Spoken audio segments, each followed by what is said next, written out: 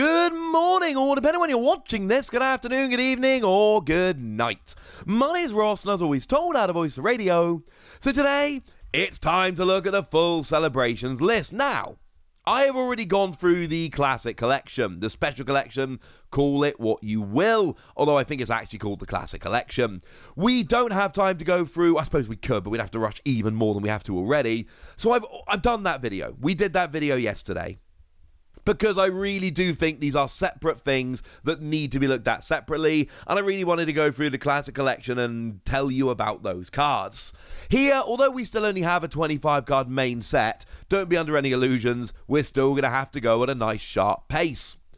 Remember, Celebrations packs have 4 cards in, and they're going to be mostly the cards I'm showing you here. And then there will, and we don't know the pull rates, but these classic collection cards will be popped in. So let's go through the main set. And I'm going to tell you right off the bat here, even though it's a 25 card set, there are essentially 9 chase cards. So you are going to be pulling these, one would assume, at a pretty fast clip. So we got ourselves a Hooh coming in here. 2 energy, 50 damage to one of your opponent's Pokemon. 3 energy, 120 discard and energy. It's a beautiful Hooh card, let's be clear. But I think in terms of playability, this one doesn't have much going for it.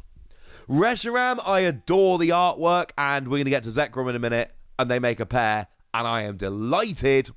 2 energy, 20 to each of your opponent's bench Pokemon. But it goes up to 160 if Zekrom's on your bench. I think that's a little overpriced and underpowered. 180 is really where we start getting support Pokemon V. But I think 2 energy, bearing in mind a twin energy would work very nicely here. To do 20 to all your opponent's bench is a lot of fun. I'm a little bit sad that it doesn't hit the active, it only hits the bench. But I do think spreading 20 for a twin energy, you could have some nice spreading decks, especially with Mew having rotated. I do think this is one of the cards. And remember, these are all cards that have regulation marks and are fully legal for tournament play. And I do think this is one that is going to have an impact. And actually, I'm going to stop for a second to point out that our set symbol here, very much like Japan, is literally just the Japanese symbol for 2 and a Japanese symbol for 5 on top of each other for 25, and I find that delightful. Kyogre, I am in love with this artwork. It is Ryuji Fuse, I'm probably pronouncing that wrong, I apologise. Who you'll know from doing a billion chase cards over the years, but it is clearly a Team Aqua's Kyogre, and this is one that has really caught my eye. 3 energy, discard the top 5 cards of your deck, choose 2 of your opponent's bench Pokemon, and do 20 damage for each energy card you discarded in this way. Super awkward attack, but actually this could potentially get 4 prized in one turn. It's completely dumb, but I love the idea of just late game using Energy Recycler to just get a huge amount of energy in your deck, and then using this in, say, a Frostmoth deck where you've accelerated energy and just going a little bit nuts. I think this is dumb, and I don't think it's actually going to work very often. I think it is very much a gimmick, and I don't even really care. I adore this, and I'm definitely going to play some silly games with it. 4 energy, 120, not loving it, but I think Aqua Storm could be brilliant. I'm a huge fan of Aqua Storm. Palkia's coming along here, and we've got an ability that says as long as it's active, your opponent cannot play stadiums. Nice stadium lock. It's occasionally relevant in the format. I don't think it's big right now, but keep an eye out. This one could be interesting, especially in a hit and run deck where you do some damage, put a new Pokemon active, that's Palkia, they're stadium locked. Ha! Although I don't think that deck really exists with the card pool we got at the moment. But then we got 3 energy, 80 damage, and next turn it does 160. But again, it's awkward and 160 isn't enough nowadays. This Pikachu is basically a reprint of base set Pikachu. It's got amazing art by Arita. It's got a Caterpie just sitting and chilling in a tree. It's got a Butterfree hiding just above the word Pikachu. I think this card, and there's a Parasect as well hiding in there. I think it's a beautiful, wonderful, amazing, gorgeous full art card. And I think everyone is going to be after this. And it's just phenomenal, ladies and gentlemen. It's absolutely phenomenal. Worth pointing out, it has got the same rarity as all of the non-Vs. So I think you're going to be pulling this card fairly often. Wassie's advice to use off the bat here, Please, please, please, please, please, please don't pay stupid prices for this before release. Some retailers have broken the street date, some product is out there, some people are selling this Pikachu. It does not have the white star rarity symbol, it has the black star rarity symbol, same as all the non-V cards. I think this Pikachu is going to be out there in huge numbers. Don't be the person that pays a ridiculous amount of money for this pre-release, because I'm willing to bet you will regret it. There we go. Flying Pikachu V we have talked about before.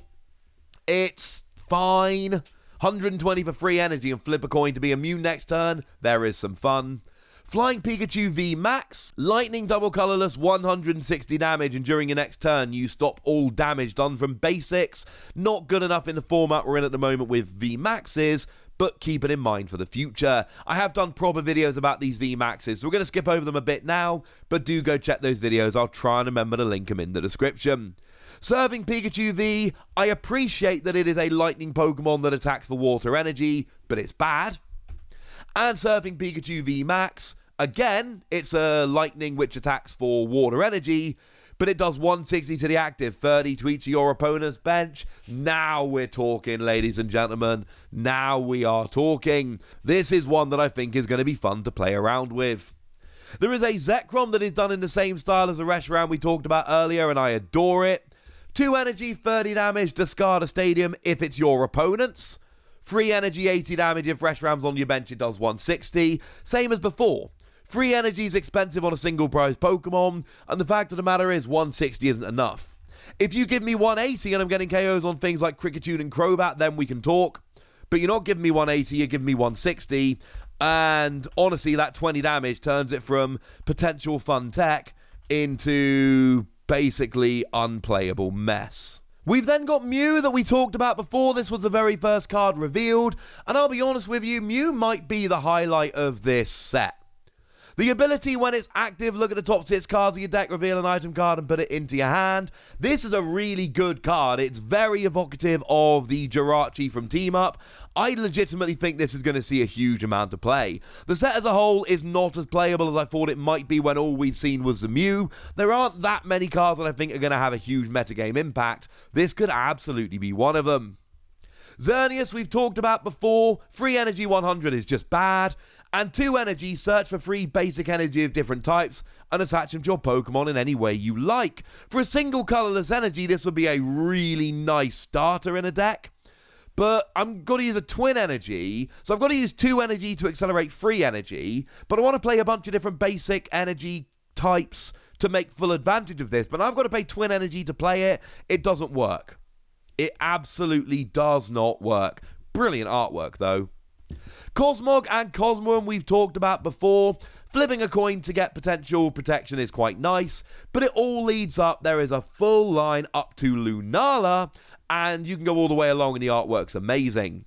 Now, 130 damage plus 30 to one of your opponent's bench isn't good enough for free energy, but 2 energy, double the number of damage counts on each of your opponent's Pokemon. If you can find a decent spread deck, I know this is a stage 2, but you can do it for 2 energy, which is a twin energy, which is a single attachment, or you can use any energy acceleration. And yes, it's a stage 2, but the idea that I can spread a bunch of damage and double it all, this is a game-winning attack. This is I literally knock out every single one of my opponent's Pokemon in one go attack, and I think that looks fun. Zacian V we talked about very recently. The attack I don't think gets up to high enough damage fast enough. 60 plus 30 more free psychic energy on it. Free energy is 150, that's not enough, and I don't want to put any more on there. But the ability that lets me search for a psychic energy and attach it, I like this as a tech. It's Leafeon V, but for psychic energy. Now the difference is Leafeon V you just play in a Leafeon V Max deck. But here, I think in some Psychic decks, as a one-of, it could make a nice little tech. Groudon, we've also talked about before. It's also got amazing artwork by Ryu Tafuse. It's also got the team, because it's Team Magma here. Although the artwork, I think the Aqua artwork is just better. I think this is cool, but I think the Aqua does win. 4 energy, 120 is a joke. Free energy, discard the top 5 cards of your deck. 80 damage for each energy discarded in this way. Again, I love it. I've done a video about this. I'll try and remember to link it in the description. The ones that were previously revealed, I've done videos on. I'll link them. But the point is, this is a fun deck. But if I'm making this deck, I actually want to use Kyogre. Zamasunder again has a bad attack that doesn't do enough damage for the energy you're putting on it. But the ability says that your fighting Pokemon take 20 less damage from attacks from your opponent's Pokemon V Max. But it doesn't stack. And V Maxes generally do so much damage that it's not an issue. They're one-hit KOing Vs and two-hit KOing V Maxes, and this doesn't really change it. But when I looked at this before, I said that I think the best use is Rapid Strike Urshifu, because they hit 120 to the bench. With this out, they now hit 100 to your fighting Pokemon, and this could be the difference between surviving and not surviving. Now, Eviltail's coming along, and 2 energy, discard up to 3 special energy from your opponent's Pokemon. It's alright, and again, it's for a twin energy, but I don't know how much I really love the idea of using my attack for the turn to get rid of some special energy. Again, the artwork here is phenomenal, and free energy 100, I'm not even going to dignify that. Now, what is also interesting to note, you will notice that the artwork on Yveltal and Xerneas look quite familiar, because they are both drawn by Akira Igawa. Makes sense. They've given us lots of pairs of legendaries, and they are matching up the artwork. So when I show you Dialga, you know it's going to be done by 5pan, who did the artwork on Palkia. Although at the risk of sounding mean, I think this is the worst pair artwork-wise. Now, what we've got here is 1 energy, put a card from your discard pile into your hand. No. 3 energy, 60 damage plus 20 more for each metal energy attached to this Pokemon. And I do like the idea of using Bronzong in the late game to just move a whole bunch of energy over and just smash. But I'm also fully aware that it takes so much metal energy to get up to decent KOs, it's not worth it. Now there is a Solgaleo that also has Lily on the artwork and is also drawn by Kirasaki, very much like Lunala. And what we've got here is an ability that lets you switch it where you're active, which is kind of lovely. And then for 2 energy, 100 damage, and attach 2 basic energy from your discard pile to one of your bench. Now, I have got to shout out here, this is actually really well done by the card designers, because what you've got here is the ability from the first Solgaleo GX, and the attack from the second, which is awesome. That makes me really happy. Okay, the attack does 20 damage less, but you know what I mean. I actually really like this, but it's a stage 2, and it's as simple as that. It's going to be too awkward to get into play, and I'm sorry. We've got a Lugia that is drawn by Kuki Saito, very much like the Ho-Oh was, and again, you can see that the style is very much the same. I love that in this set, they've gone for pairs of legendary Pokemon, and they've had the same artist doing each of the pair. I mean, I haven't even mentioned really that Arita did both of the Pokemon Vs. That's amazing. So I love that they did this. This was great. Really wish they'd chosen Okacheke to do a pair, if that's not too mean. Come on. Who really wanted 5-ban over Okacheke? Just putting that out there. As for Lugia, I mean, 2 energy, 20 damage for each energy attached to both active Pokemon. For a twin energy, again, if your opponent really loads up on energy, this could be fun, but you're never hitting for weakness because you're a colorless Pokemon, so meh.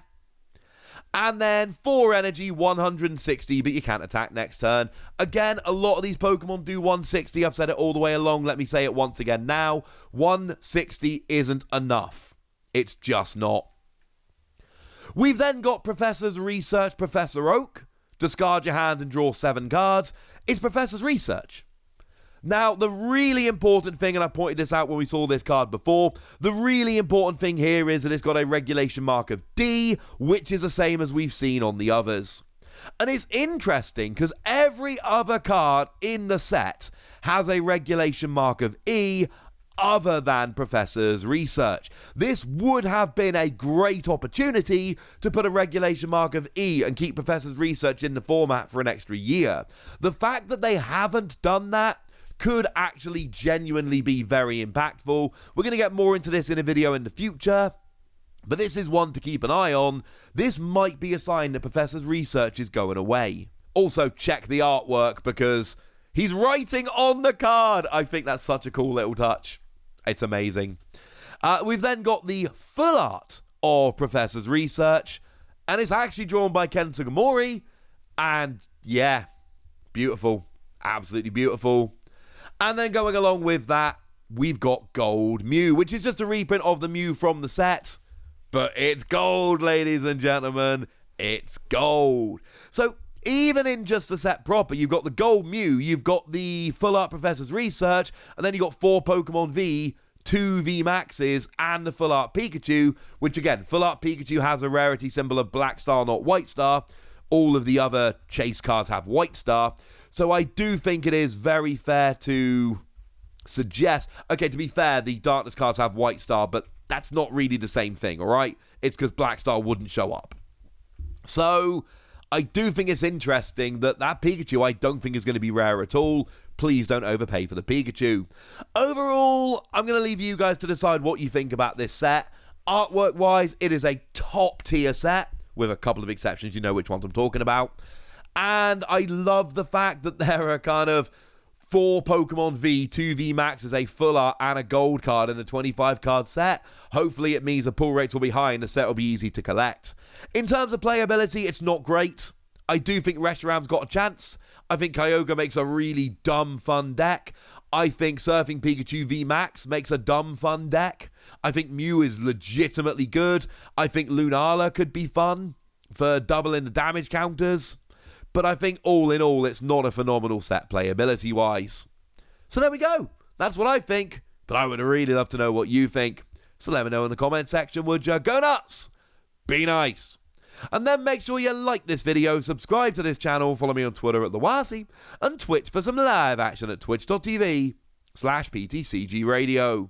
If you want to support the channel, get some bonus podcasts and all that good stuff, head on over to patreon.com/PTCG Radio, where you can do exactly that. But by far the most important thing as always, look after yourselves till next time, would ya? Thank you very much for watching. My name's Ross, and you've been watching PTCG Radio.